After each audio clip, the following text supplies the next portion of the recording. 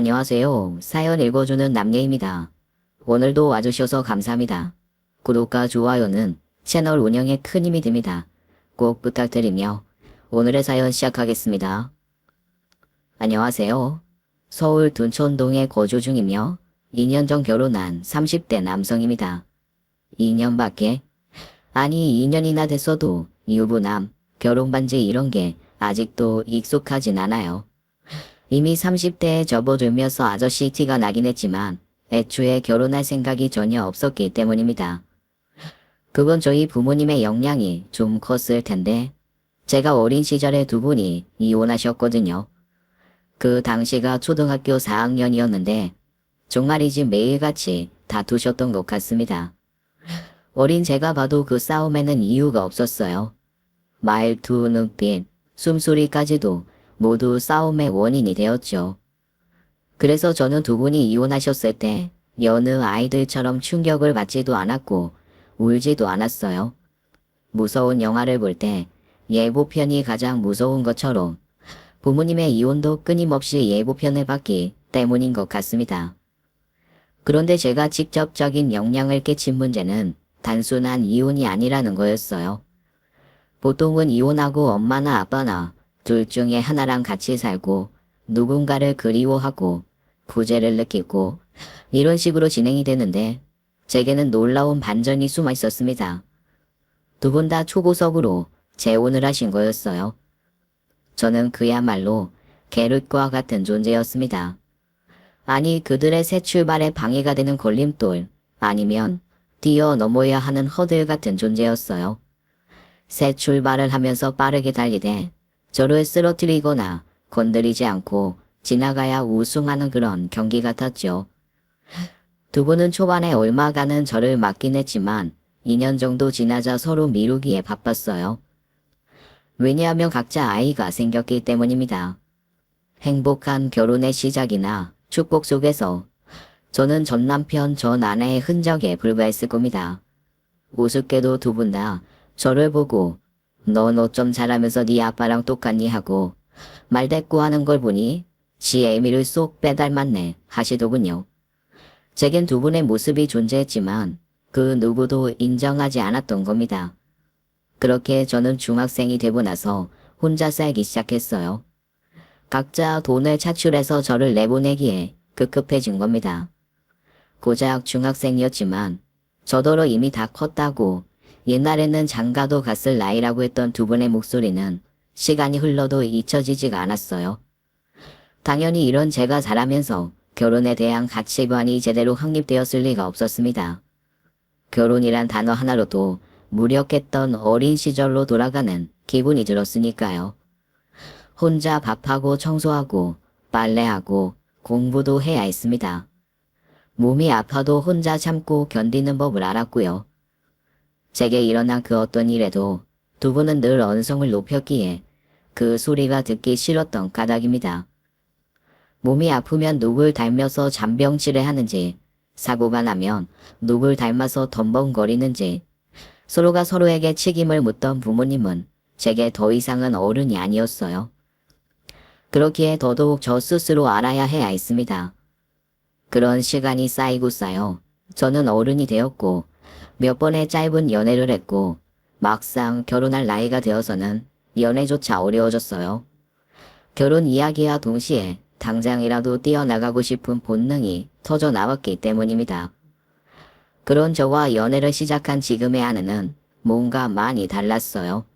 좀 특이하다고 해야 할지 재미있다고 해야 할지 종잡을 수 없는 사람이었죠. 일단 아내는 굉장히 솔직했어요. 한 번은 제 부모님에 대한 이야기를 해줬는데 한참을 묵묵하게 듣더니 무심한 표정으로 말했습니다. 그럼 둘 다 닮은 거는 서로 닮았다고 하면서 양심도 없나? 아니 그렇잖아. 자기들이 낳은 자식이니까 당연히 닮았지. 가족욕을 하면 제 얼굴에 침 뱉는 거라는데 자식욕을? 그 정도면 침을 뱉고 나서 자기 얼굴에 문지르는 것 같은데? 그런가? 하긴 둘 다 닮긴 했지. 그래서 결혼은 별로라는 거였구나? 하긴 나라도 그러겠다. 근데 말이야, 오빠는 왜 그 인간들이 물려준 걸 다 가져? 그게 무슨 말이야? 아니, 무슨 뜻인지 모르겠는데. 피줄이라 어쩔 수 없고 얼굴이야 어쩔 수 없지. 닮았는데 어째. 근데 왜 부모 같지도 않은 인간들이 너한테 심어놓은 결혼관을 아직까지도 질질 끌면서 가지고 있냐는 그 말이야. 아, 그들이 너한테 물려준 다른 건 어쩔 수 없어도 적어도 생각과 가치관, 그것만은 물려받지 마. 오빠는 그 사람들을 답습할 필요가 없어. 순간 그 말을 듣는데 소름이 쫙 끼쳤어요. 인정해야 했습니다. 저도 모르게 그들이 심어 놓은 걸 따라가고 있다는 걸 말이에요. 아내는 제 눈을 똑바로 바라봤습니다. 저는 그 사람의 그 올곧은 시선이 좋았어요. 어디로 가야 할지 알고 목표와 신념이 뚜렷한 그 당당한 말이죠. 그 사람들이 오빠 생각을 지배하게 만들지 마. 결혼? 아, 그런 거 사실 안 해도 그만이지. 요즘 세상에 뭐 어때? 근데 굳이 내가 아니라도 그 사람들 때문이라는 말은 그만해. 아, 자꾸 그렇게 말하면 진짜가 되는 거야. 그 인간들한테 네 인생 끼워 맞추지 말라고. 오빠는 그럴 자격 충분해. 혼자서 잘 버텼고 이제까지 잘 자랐으니까 그들이랑은 달라. 그래. 그건 네 말이 맞는 것 같다. 난 왜 그런 말을 했을까? 이제까지 버릇처럼 또 핑계처럼 그런 이유로 당당하다고 생각했는데. 그렇게 살지 않겠다. 이런 거지. 나도 알아. 근데 그걸 제대로 알려면 결혼을 해서 알아야겠지. 그리고 이왕 할 거면 나랑 하면 더 좋고. 아내는 자신의 감정을 가감없이 드러낼 수 있는 사람이었어요. 남의 시선, 눈치도 보지 않고 제게 청혼을 하는 그런 사람이었습니다. 그래서 그런 아내였기에 저는 제 인생에 절대로 없을 거라고 장담했던 결혼을 감행하게 된 거였네요. 그 외에도 다른 좋은 부분은 더 있었습니다. 이것도 솔직함의 연결인데 결코 돌려서 말하지 않는다는 거였어요. 앞선 연애에서 제가 어려움을 느꼈던 것 중에 하나가 바로 뜻을 파악할 수 없는 여자의 언어였는데 그것 때문에 매번 싸움으로 번졌고 저는 그 싸움 자체를 싫어했기에 금방 헤어지고 말았던 거였죠. 그런데 아내와는 그 흔한 말다툼도 없었어요. 설령 제가 실수를 했다고 해도 마찬가지였습니다.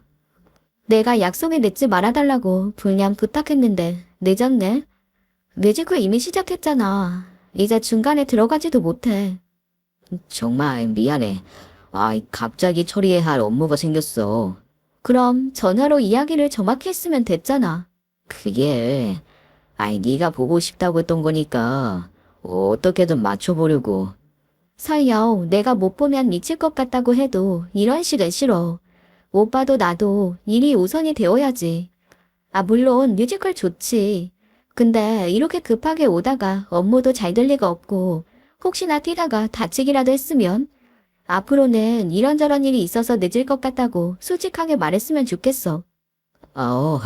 그럴게. 정말 미안해. 그래, 사과는 받았어. 앞으로는 그러는 거다. 미안한 일이 생기고 아내는 저의 잘못된 부분을 바로 말하고 자신이 왜 그렇게 지적을 했는지 설명하고 저는 사과하고 아내는 받아줘요.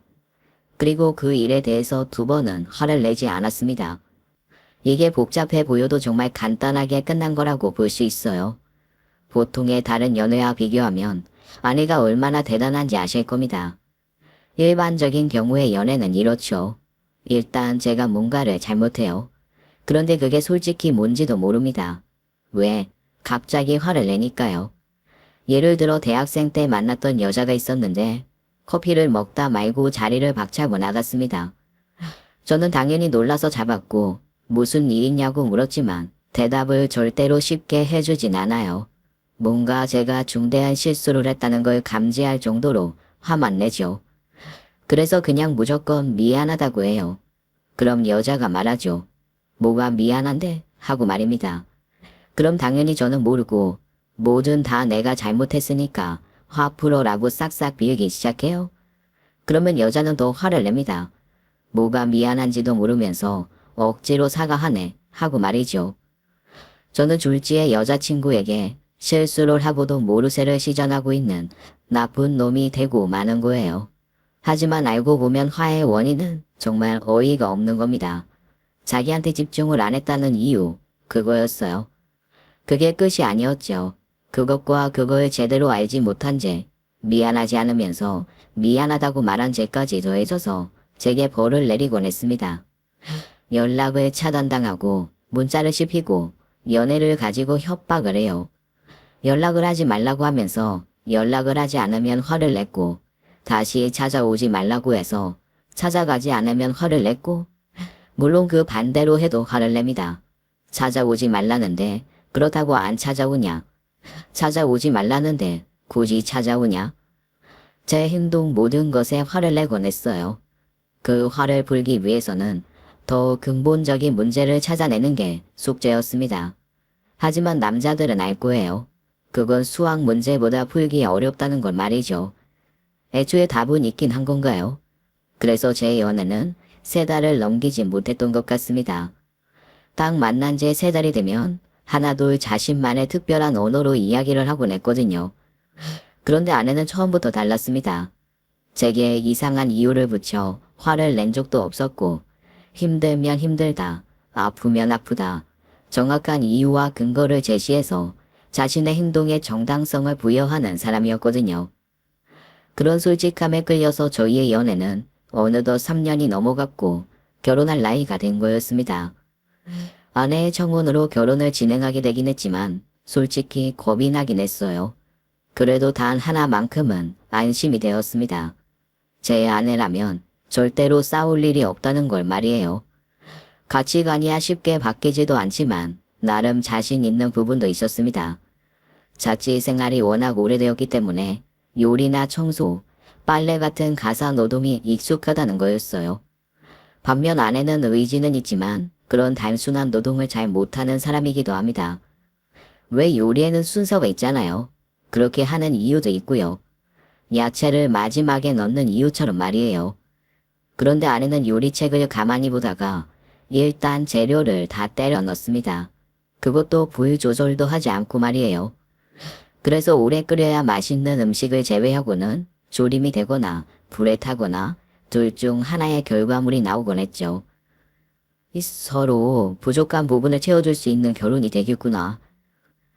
그런 상상을 하며 저희의 결혼은 나쁘지 않을 거란 생각이 들었었어요. 아마도 저는 아내의 뒤를 졸졸 따라다니면서 치우고 아내는 자신이 손수 하겠다는 요리를 먹고 솔직하게 평가할 겁니다.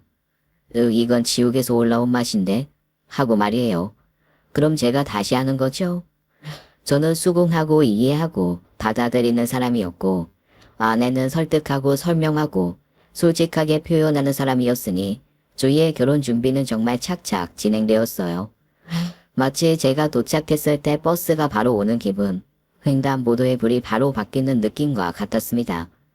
그런 아내였는데 어쩐지 가족 속에는 계속 뒤로 미루기만 했어요. 솔직히 저는 제 부모님이 없는 거나 다름이 없으니 반대를 하시는 건 아닌지 걱정이 되었습니다. 자격지심이랄까요? 그런 게 동했던 걸지도 모르겠어요. 그런데 아내는 절대 아니라고 했죠. 이유는 생각보다 단순했어요. 설명할 방법이 없어서 그래. 나도 설명을 하고 싶은데. 너처럼 말 잘하는 사람이 설명할 방법이 없다는 건 역시 내가 별로라고 반대하시는 거지? 이해해. 나 괜찮기도 하고. 아니야. 차라리 반대하시면 좋지. 근데 우리 엄마가 좀 그래. 뭐? 어떤 부분이 그렇다는 거야? 반대하는 것도 아니고 또 아닌 것도 아닌. 이걸 설명을 뭐라고 해야. 중립이라고 해야 하면 이해할까? 날 치워버리고 싶은 건 맞는데 또 막상 시집 보내기에는 아까운 나이다 이러시더라고. 뭘 어쩌라는 건지.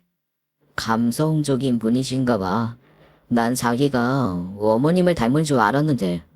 우리 아빠를 닮았지 난. 그리고 오빠도 겪어보면 알 거야. 우리 집에서는 나처럼밖에 못 커. 아빠도 원래 내 성격이셨대.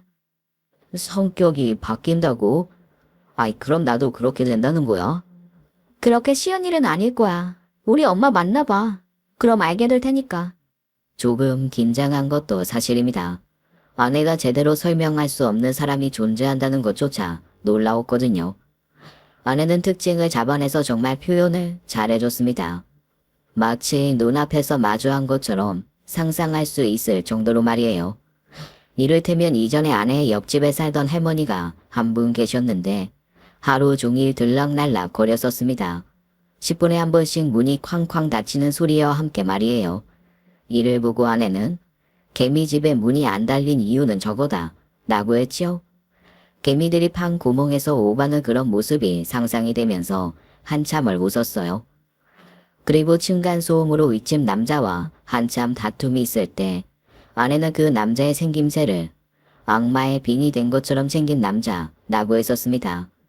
그때는 그냥 그러려니 했는데 엘리베이터에서 어떤 남자를 봤는데 눈동자가 퀭하고 힘자가 좀 적은 아내의 표현력과 딱 맞은 그런 얼굴이었어요. 그때 아내 바로 위층을 누르는 걸 보고 소름도 끼치긴 했지만 순간 웃음이 나와서 참느라 고생을 했죠. 그런 아내였기에 아내가 설명을 못한다는 게 신기한 건 당연했습니다. 그리고 대망의 그날 저는 쫙 빼입고 아내가 식상하다고 말한 과일 바구니와 꽃다발을 들고 예비 장모님 댁으로 갔어요. 그런데 아내의 말과는 좀 달랐고 그냥 평범한 분 같았습니다. 오느라 수고 많았어요. 차린 건 별로 없지만 먹어요. 네, 맛있게 먹겠습니다. 저는 한국에 존재하는 대부분의 사이들이 하는 맛있게 먹기를 시전했어요. 와, 이 장모님 음식 솜씨가 정말 좋네요. 우리 딸이 날 닮았어야 했는데 아빠를 꼭 닮아서 솜씨가 영 그래요. 아, 괜찮습니다. 제가 요리를 잘하거든요. 아이고 그래. 아, 혼자 생활을 한 지 오래됐다고 하는데 맞아요? 네, 중학교 2학년부터 쭉 자취 생활을 했어요.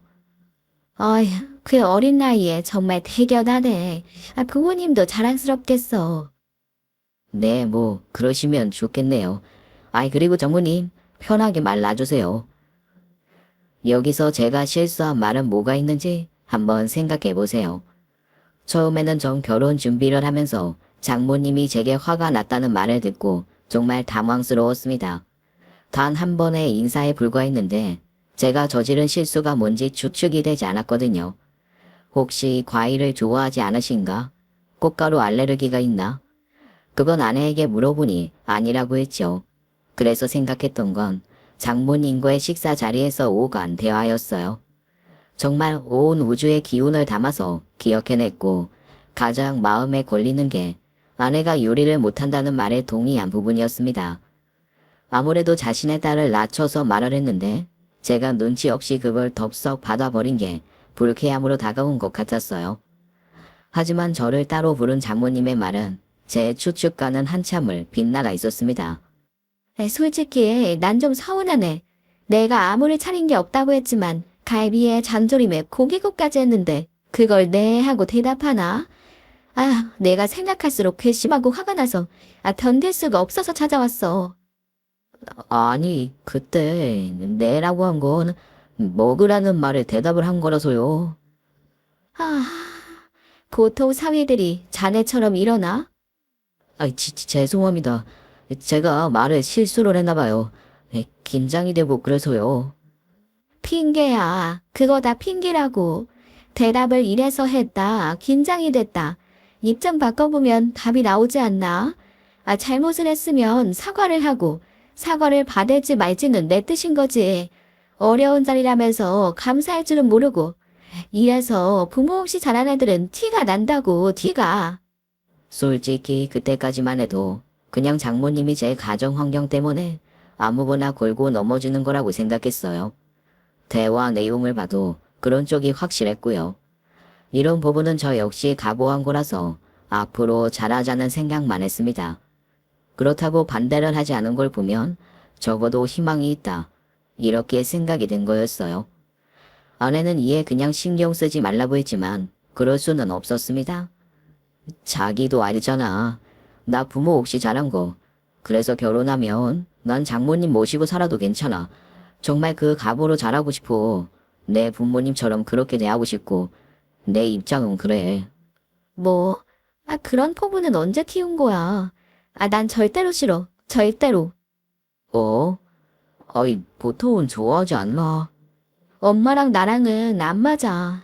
그리고 엄마도 나랑은 살기 싫다고 할걸?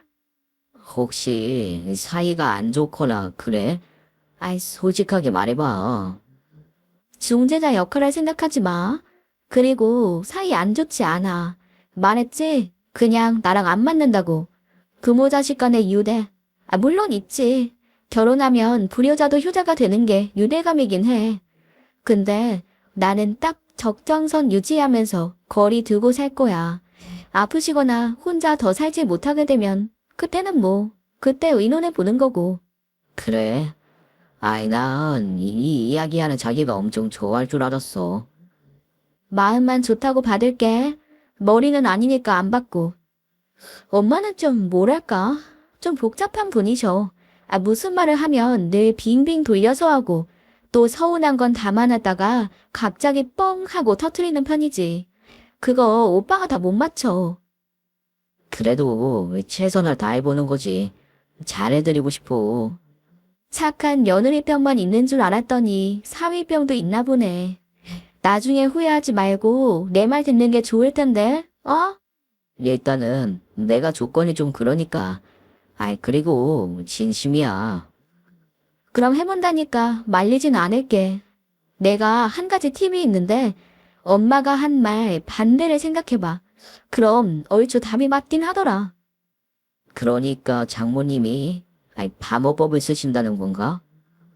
그치? 차린 게 없다 하면 아니다. 너무 많다. 이렇게 대답하는 거지. 와, 진짜 좋은 아이디어다. 고마워. 너무 애쓰지는 말고, 어? 그때 아내의 경고를 들었어야 했는지 모르겠네요. 후회, 라고 할 건 없지만 제 노력이 엇나갔다는 건 확실했습니다. 결혼식을 진행하면서 저는 장모님께 크고 작은 실수를 계속했기 때문이었어요. 가장 먼저 신부 화장에 관한 부분을 의논하던 와중에 메이크업숍에서 장모님도 함께 머리와 화장을 하자고 했습니다. 헌데 장모님은 정확히 비싸서 안 가. 다 늙어서 피부 처졌는데 여기서 화장을 하나 저기서 하나 똑같아. 라고 말씀을 하셨어요. 그래서 저는 일단 거부인가 아니면 더 비싼 곳으로 해달라는 건가 하다가 결국 안가의 반대인 간다가 정답인 걸 알아차렸습니다. 아내가 알려준 팁은 꽤 유용했고 이제 칭찬받을 일만 남았다고 그렇게 생각했어요. 하지만 땡, 정답이 아니었습니다. 이건 뭐랄까 응용 문제였어요. 언어 영역에 보면 그런 거 있잖아요. 작자의 의도를 파악하는 문제, 숨겨진 해석 같은 문제 말이죠. 거기서 중요한 밑줄이 그어질 부분은 피부가 처졌는데였습니다. 그 말을 장모님의 언어로 풀이하자면 피부과에 가고 싶다로 해석을 해야 하는 거였어요. 분명 아내의 공식으로도 도출해낼 수 없는 부분이었죠. 이런 갑작스러운 고난이도 문제는 제 머리를 혼란스럽게 만들기 충분했습니다. 심지어 장모님은 제게 제대로 말을 했는데 무시했다고 우시기까지 했거든요. 이렇게 설명을 들었지만 제가 정말 바보인 건지 뭐가 잘못됐는지 솔직히 알 수가 없었습니다. 무엇보다 제가 좀 단순한 편이기도 하고 이전에 얼마 없는 연애 경험과 아내에게 익숙해진 부분들로 인해서 알아차리는 건 너무 힘들었어요. 하지만 속으로 다짐했죠. 앞으로 비슷한 문제는 절대로 틀리지 않겠다고 말이에요. 그리고 얼마 가지 않아 비슷한 문제가 나왔습니다. 한복을 대여하러 갔던 장모님이 내가 언제 이렇게 살이 불었지? 한복 태도 안 나고 라고 말하셨어요. 그래서 이때다 싶었습니다. 저는 바로 다이어트 한약을 샀어요. 그리고 욕만 바가지를 얻어먹었습니다. 살찐 장모가 부끄러워서 그러냐고 말이에요. 정말 미칠 것 같아서 혼자 머리카락을 몇 번은 뜯었습니다. 이를 보다 못한 아내가 풀이에 나섰어요. 그니까 우리 엄마가 피부가 처져서 메이크업 비싸게 안 받겠다. 그 말이 피부과 시술을 좀 끊어달라는 말이라서 응용을 했다? 살이 불어서 한복태가 안 난다고 하셨잖아. 그러니까 다이어트 하냐. 얼추 비슷하게 하긴 했는데 이번에는 아니야. 피부는 피부과, 살은 다이어트. 아니야. 한약도 엄청 비싼 건데. 상황을 먼저 봐야지. 엄마가 원한 건 아마도 한복을 새로 하는 거지. 그거야. 그거였구나. 맞네. 와, 그게 그렇게 해석이 된다고. 내가 말했지. 애쓰지 말라고. 엄마랑 얘기하면 여자인 나도 아직도 해석이 안 되는 게 상당해. 근데 하물며 오빠가 그걸 알아보겠다고? 그냥 포기하지. 솔직히 오빠는 보통 여자들 말도 제대로 이해 못하잖아. 우리 엄마는 그것보다 더 고차원이야. 애초에 돌려서 말하는 걸 미덕이라고 생각하시는 분이라고. 그니까 나랑 똑같이 솔직한 성격인데 그거에 바로 말하면 예의가 아니라고 생각하셔. 그래서 반어법, 돌려 말하기, 꼬아서 말하기, 꼬고 또 꼬아서 말하기, 한숨 쉬게 전법을 구사하시지. 근데 어쩌다가 그렇게 이야기를 하시게 된 거야? 나도 추측만 해. 엄마 본인도 잘 모르는 것 같고. 아내 추측은 다음과 같습니다. 이혼 전의 아내는 아버지께 원래 어머니가 굉장히 솔직한 사람이었다. 나는 충격적인 이야기를 해줬다고 하네요. 헌데 시대가 저희와는 달랐던 거죠. 오늘날의 솔직함은 너무나 분명하게 장점이지만 그때의 여성성과는 거리가 있었던 거예요. 대부분의 어른들은 솔직한 의견에도 주제 넘게 대꾸한다. 싸가지가 없다. 버르장머리가 없다. 예의가 없다. 얌전하지 못하다. 못 배워 먹었다. 라는 평가를 받게 된 거였습니다.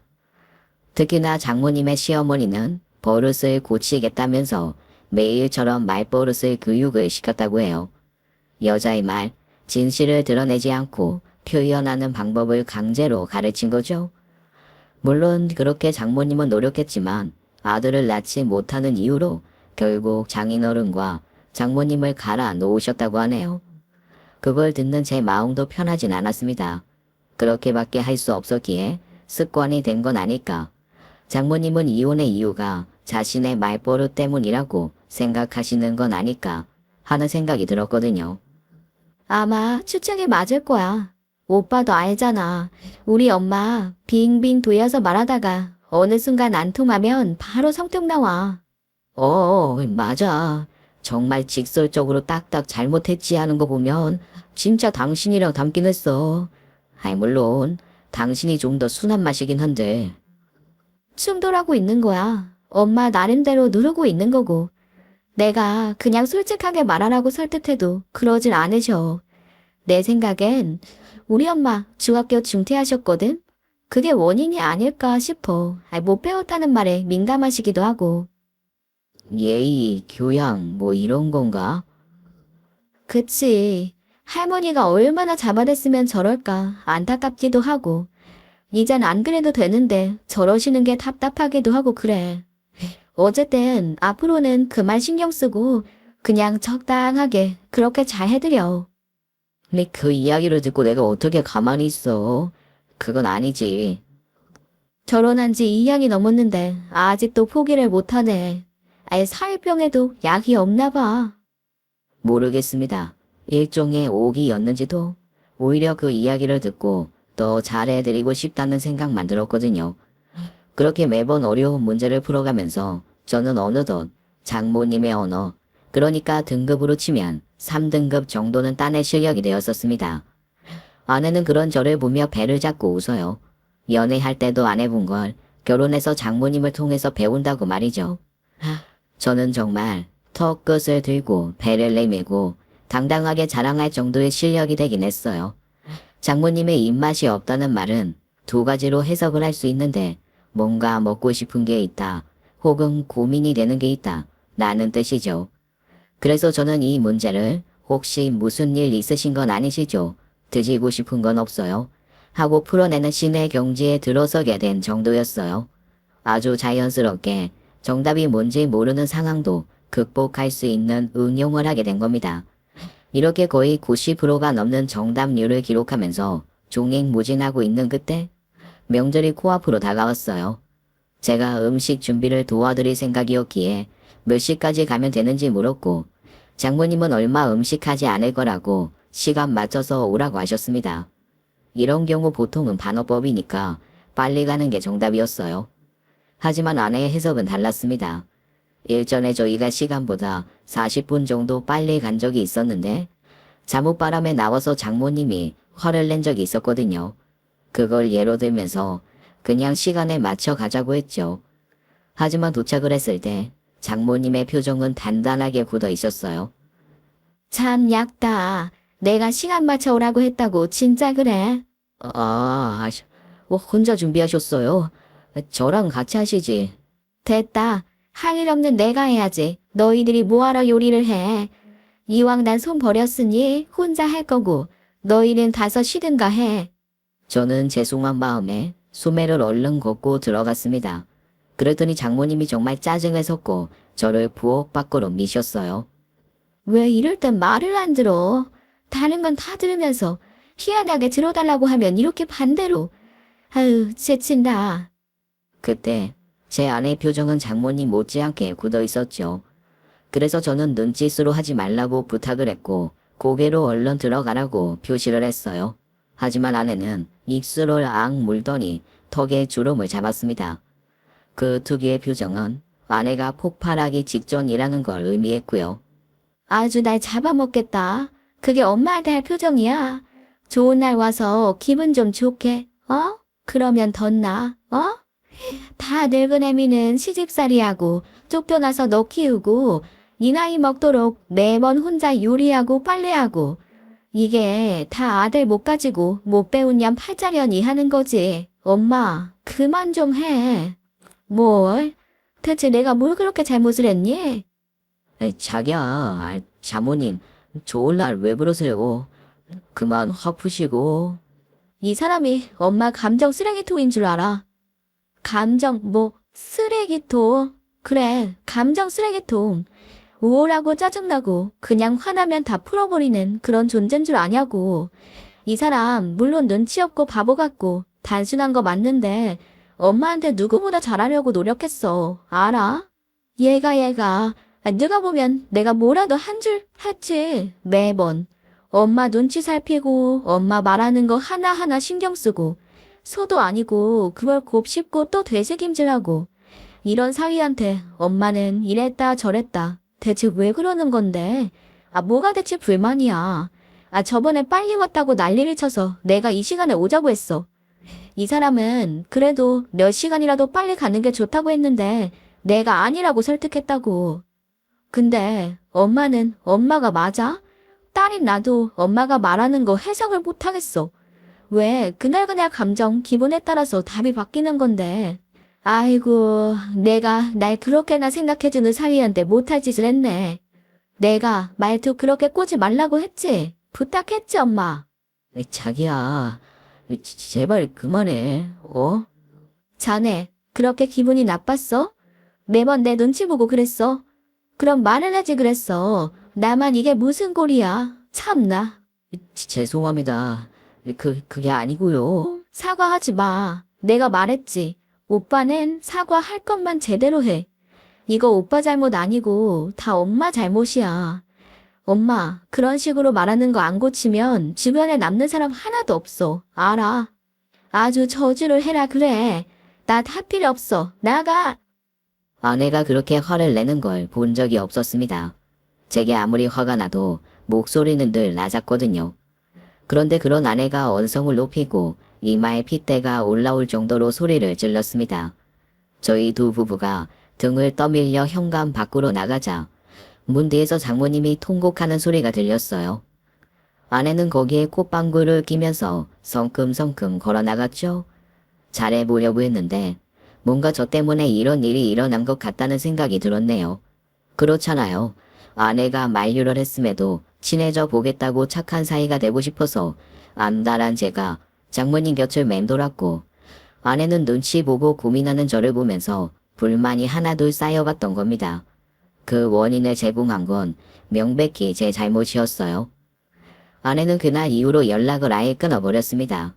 아내의 말로는 솔직한 표현을 할 때까지 연락하지 말라고 자기가 말을 했다고 하더군요. 원래 성격이 아니라면 다시 돌리는 것도 어렵지 않을 거라고 판단했답니다. 반면에 저는 그냥 장모님께 죄송하다고 말했어요. 저까지 아내와 함께 할 필요는 없으니까 말입니다. 아내와 냉정 중일 때 혹시나 혼자 많이 외로우실까봐 전화도 더 자주 하고 했어요. 그렇게 지금으로부터 3개월 전 저는 바로 전날 장모님께 전화 한 통을 받았습니다. 뜬금없이 제게 찜닭 조리 비법을 물으셨어요. 갑자기요? 아이 그거 근데 건강하게 만드는 건 아니라서요. 뭐, 안 좋은 걸로 만들었어? 사람 못 먹는 걸로? 아니요. 먹는 음식으로 만드는 거긴 한데 건강한 건 아닌. 한국 요리 따지고 보면 건강한 거 많이 없어.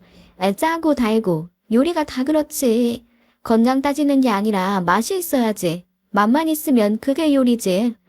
그니까 재료가 뭔지 말해줘. 그거 이 콜라로 만든 건데요. 이 콜라 찜닭이요. 그래? 근데 콜라 맛이 안 나던데. 졸이면서 탄산은 다 날아가고 달달한 부분만 남아요. 그리고 색깔도 예쁘게 나오고요. 자취하면 그 요리는 기본이거든요. 쉽고 간단하고 요리도 금방해요. 콜라는 코카콜라 쓰시고요. 콜라로 찜닭을 다 하고. 그거 참 신기하네. 알았어. 이만 들어가게. 저는 전화를 끊으면서 회심의 미소를 지었습니다. 장모님이 그걸 먹고 싶다고 둘러 말했다는 걸 알았거든요. 그래서 다음날 아침에 재료를 사들고 장모님 댁으로 갔습니다. 대를 누르고 기다리는데 문이 열리니 점잖아 보이는 노신사분이 나오셨어요. 저는 순간 잘못 눌렀다라는 생각에 폴더폰처럼 허리를 숙이고 죄송합니다 하고 사과한 뒤 현관 호수를 확인했습니다. 당연히 제가 잘못 온 거라고 생각했거든요. 그런데 열린 문의 호수를 확인하기도 전에 뒤이어 장모님이 나오셨고 저와 눈이 마주쳤죠. 장모님은 입술이 실룩거리면서 어색하게 저를 소개해줬고 저는 너무 놀라서 눈만 크게 뜨고 있었어요.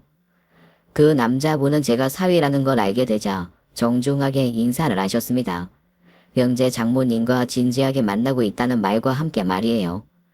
장모님이 그때 어색하게 웃으면서 잠깐 들어오라고 하셨습니다. 그 말도 무슨 뜻인지 알 수 있었어요. 저는 장모님 언어 3등급이니까 말이에요. 여기서 들어와라는 단어법으로 해석되고 잠깐이란 단어가 들어갔기에 전체 해석을 해보면 당장 눈치껏 빠져라, 바쁘다는 핑계로 나가라 라는 뜻이었어요. 하지만 전 들어갔습니다. 호기심 때문에 어쩔 수가 없었어요. 자네, 바쁘지 않은가? 원래 일하는 시간일 텐데. 해석하면 당장 눈치 없이 굴지 말고 꺼져라 는 말이었죠. 네, 그런데 연차를 사용하고 이렇게 찾아왔어요. 연차? 그래. 그래도 모처럼 쉬는데 굳이 여기를. 해석을 하면 말귀 못 알아쳐먹었냐, 얼른 꺼져라 라는 뜻이었어요. 저 할 일 없고 잠도 없고 오늘 시간 많습니다. 식탁에는 미역국과 제가 가르쳐준 콜라 찜닭이 놓여 있었습니다. 그리고 중앙에는 케이크가 있었는데 초가 딱 하나가 있었어요. 저는 그 초의 정체가 1주년을 말하는 걸 듣게 되었습니다. 장모님이 자꾸만 눈치를 주셨지만 원래 제가 눈치가 없어서인지 따로 노력하지 않아도 눈치 없이 끼어 있는 게 소질이 상당한 편이에요. 그래서 그 노신사분이 집으로 돌아갈 때까지도 버텼습니다. 현관문이 딱 하고 닫히는 소리가 들리자마자 저는 우다다 쏟아질 줄 알고 대기를 하고 있었어요. 하지만 장모님은 제 손을 잡고 눈썹 끝을 아래로 내리더니 부탁을 하셨죠. 딸한테 말하지 말아주게. 어? 왜요? 저분은 공개하신 줄 아는 것 같은데. 그야. 자네한테는 말하기 그런 속사정이 있어서 그래. 그게 뭔지 말해주시면 생각은 해볼게요. 부부 사이에 비밀을 만드는 건 어리석은 일이라고 생각하거든요, 제가. 아주 참된 가치관인 건 알겠는데 때로는 말하지 말아야 할 게 분명히 존재하지. 예를 들면 뭐 예전에 사귄 여자라든가 뭐 그런 거. 이미 저 연애 경험 거의 없는 거 안 사람도 잘 알아요. 아내가 저더러 호구새끼라고 했거든요. 제가 만나면 매번 가방을 털려서요. 저희는 비밀 없어요. 절대로. 아, 왜 한 번에 말귀를 못 알아들어? 난 말해주고 싶지 않고, 자네는 내 사위고, 난 장모야. 비밀로 해주라면 해줘야지. 전 이해가 안 되면 잘 못해서요. 거짓말도 못해요. 그거 아세요? 저도 몰랐는데 제가 거짓말을 하면 뒷머리를 그렇게 긁는데요. 아내가 말해주고 나서 알았다니까요. 그래서 약속은 못 드려요. 정말 자네 이럴 거야. 어른 노이야. 아, 그럼 알았어요. 최대한 비밀로 하겠습니다. 하고 말하면서 저는 뒷머리를 벅벅 긁었습니다. 야, 아니, 자네. 아, 정말 목살사랑이구만. 장모님이 결국에는 이야기를 털어놓으셨어요. 이전에 제 아내가 중학생 무렵 딱 한 번 재혼을 할 남자를 데려왔다고 하면서요.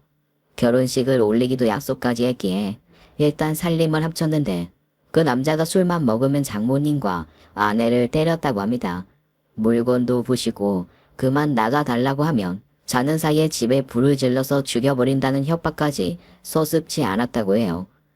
결국 경찰이 와서야 해결이 되었는데 그 기간만 2달 걸렸다고 합니다. 그러한 이유로 재혼이라는 말에 아내가 굉장히 예민한 반응을 보이기도 하고 그 이후로 사이도 급격하게 나빠졌다고 해요. 때문에 교제를 한 지 1년이 된 시점까지도 계속 비밀에 붙였다고 합니다. 아무래도 나만 보면 한숨 쉬고, 딸아이가 날 싫어하는 건 알아. 근데 내 욕심으로 애 상처 주고 싶지도 않고, 내가 저 사람 정리할 테니까. 그니까 그때까지 날 좀 봐주면 안 되겠나? 정리하실 필요 없는 것 같은데요. 대신 조건이 있어요. 조건? 그게 뭔가? 앞으로 돌려서 말하기, 꼬아서 말하기, 반대로 말하기 다 하지 말아주세요. 솔직하게 말해주세요. 그리고 아내한테 전화하셔서 솔직하게 말하겠다고 노력한다고 해주시고요. 그렇게까지. 무슨 사과야, 자식한테. 하세요. 아니면 저 말할 겁니다. 진짜요. 협박이긴 했지만 효과는 확실히 있었어요. 아내는 사과를 받고 이렇게 표현했습니다. 해가 동서남북에서 동시에 뜨겠네. 라며 서쪽 한 번으로는 성에 차지 않는다고 했어요. 물론 제대로 잘한 건 아니었습니다. 아무래도 오랜 세월 그런 버릇이 들었으니 말하다가도 멈칫, 말을 다 하고도 흠칫 놀라고 했거든요. 그래도 아내는 그런 엄마가 보기 좋았는지 귀엽다는 말까지 했을 정도였습니다. 부모와 자식 간이라고 하기에는 어딘가 절제된 부분이 있는 아내에게서 나올 수 있는 최고의 말이기도 했고요. 장모님은 제 눈치도 연신 살피셨습니다. 혹시나 자신이 말실수를 했는지 예전에 저처럼 곱씹는 것 같았어요. 그런데 잘 유지하고 계시다가 장모님의 생일에 일이 터지고 말았습니다. 이건 저도 어머니도 의도한 게 아니었어요. 노력하는 어머니를 위해 아내가 깜짝 선물을 하기 위해 방문한 게 화근이 되었던 겁니다. 알고 보니 그날이 평일이라 아내가 아침에는 당연히 일 때문에 못 올 거라고 예상하고 저는 어차피 존재를 알고 있으니 미리 고지를 해뒀기에 안심을 한 거였습니다. 그래서 남자분을 초대했고 막 음식을 다 차리고 벨이 울려서 문을 열어줬는데 현관 앞에 아내가 짜잔하고 서 있었던 겁니다. 저도 아내가 깜짝 파티를 한다는 문자를 보냈을 때 뒤늦게 반차를 내고 급하게 갔는데 상황은 이미 벌어져 있었어요. 그때 현관 문 앞에 그 남자분이 서 계셨고 아내는 화를 내며 소리를 질러대고 있었습니다. 그리고 장모님은 너무 놀랐는지 그 자리에서 굳어 계셨어요. 전체적인 상황이 그랬습니다. 들어오려고 하는 아내를 장모님은 다급하게 막았고 그런 다급한 상황이다 보니 돌려 말하기, 꼬아 말하기가 다 나온 거였어요. 그래서 한참 아내와 다툼이 시작되었는데 그 노신사가 나타난 겁니다. 누구냐고 추궁하는 아내에게 장모님이 둘러댄다는 건 죄악이었죠. 나 좋다고 따라다닌 영감인데 다 늙어서 주책이고 상스럽다. 정말 안 왔으면 좋겠다. 라고 말했던 거였어요. 당연히 그분은 충격을 받은 상태로 문 앞에 서 계시다가 돌아가셨고 그분이 사라지자 장모님은 얼음땡 놀이에서 풀린 것처럼 이내 울기 시작한 겁니다. 아내는 그런 엄마에게 질렸다면서 소리를 지르고 나갔어요. 자네, 일부러 이랬지? 일부러. 정말 아니거든요. 괜히 저 자꾸 그러지 마세요. 저도 아까 문자 받고 바로 온 거예요. 아내는 장모님이 노력하는 것 같다고 몰래 그런 것 같은데. 둘이 짰지? 짠 거야. 맞지? 진짜 해도 너무하세요. 장모님 딸이잖아요. 딸을 몰라요? 아내가 알았으면 전화로 이미 물어봤어요. 그 남자분이랑 직접 만나겠다고 전화번호 달라고 할 사람이라고요. 아니에요? 어떡해. 어쩌면 이래. 남 탓하지 마세요. 이야기 들어보면 장모님이 잘못하셨잖아요. 다 알아들었을 거야. 괜찮아. 장모님은 그런 식으로 넘어가려는 게 가장 문제예요. 사람은 말로 하지 않으면 몰라요. 그런데 왜 그걸 그렇게 써요? 저 부모님이 저 버리고 결혼 안 한다고 했을 때 아내가 뭐라고 절 설득했는지 알아요? 그 인간들이 저한테 영향 주는 걸 받지 말라고, 유전자나 얼굴은 어쩔 수 없어도 그 인간들의 기억도 받지 말라고요. 저는 고개만 가만히 숙인 장모님에게 힘을 주어 이어 말했습니다. 장모님 시집살이 한 이야기 들었어요. 원래는 솔직하신 분이었다는 것도. 그 사람들이 뭐라고 했든 그거 받지 마세요. 장모님 인생에 어떤 영향도 끼치지 못하도록 그냥 두세요. 그들이 계속 남아있는 기분 안 들게요. 제 말에, 아니 정확히 아내의 말은 효과가 있었어요. 장모님은 가장 먼저 아내에게 사과를 했고 제게도 미안하다고 말해주셨습니다. 그리고 아내를 따로 만나서 만나고 있는 분에 관한 이야기를 해주셨다고 들었어요. 진지하게 만났고 상처 주고 싶지 않아서 알리는 걸 미뤘다는 것도 솔직하게 털어놓으셨답니다. 그리고는 마지막으로 그분을 찾아가서 며칠 동안 잘못을 빌었다고 해요. 생각보다 쉽게 풀리진 않았지만 정말로 장모님은 최선을 다했다고 합니다. 그리고 바로 얼마 전에 두 분이 전통 혼례로 결혼을 하셨고요. 아직은 서툴긴 해도 이제 명확하게 표현을 하시긴 하십니다. 저에겐 너 싫어라고 하셨고 아내에겐 너 미워라고 하셨거든요. 뭐 그 대신 이제 장인 어른이 되신 그분에게는 넌 좋아 라고 하신 걸 보면 잘 사실 것 같습니다. 아내도 싫어하지 않는 눈치고요. 솔직히 제 입장에서는 살짝 아쉽기도 합니다. 여자의 언어라는 거 공부할수록 좌절하긴 해도 재미는 있었거든요. 물론 다시 돌아가는 건 절대 싫습니다. 제가 이렇게 글을 쓰게 된 건 저도 장모님도 과거의 일이 현재까지 이어졌기에 발생했던 문제라는 생각에서였어요. 아마 모르긴 몰라도 꽤 많을 것 같습니다. 내가 과거에 이런 일이 있어서 이제는 이렇게 할 거다. 그런 말들은 주변에서도 정말 많이 하는 소리니까요. 하지만 그 일이 경험이 아니라 기억하기 싫은 트라우마라면 과거가 현재까지 영향을 미치지 않게 쫓아내는 게 최고인 것 같아요. 예전에 저는 그걸 경험이라고 믿었는데 생각해보니 그냥 제가 묶여 있었던 거였거든요. 그러니 부디 다른 분들도 좋지 않은 기억을 끌고 와서 가치관이라고 생각하는 실수를 저지르지 않았으면 좋겠습니다. 만약에 저 역시 아내에게 그 말을 듣지 않았다면 지금의 아내와 결혼하지 못했을 거예요. 한 번쯤은 과거의 불필요한 인연으로 인해 정작 소중한 걸 놓치고 있진 않았는지 생각해보는 시간을 가져보시길 바랍니다. 저희 부부는 계속 행복하게 살 거고 장인 장모님도 행복하셨으면 좋겠네요. 감사합니다. 지금까지 사연 읽어주는 남녀였습니다. 끝까지 함께 해주신 여러분 감사드리며 저희는 다음 사연으로 돌아올게요. 감사합니다.